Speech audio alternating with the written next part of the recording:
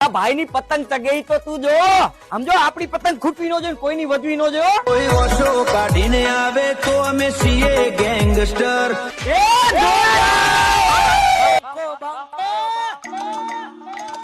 આ શું તમે વ્હાઈટ કલર ની લાવ્યા પતંગ? યાર કઈક દિલવાળી સારી લાવી હતી ને યાર. ઓ મારી બેબી ને નથી ગમતો વ્હાઈટ કલર. મને નહીં ગમતું. એક મિનિટ, મારી ભૂલ થઈ ગઈ, સોરી.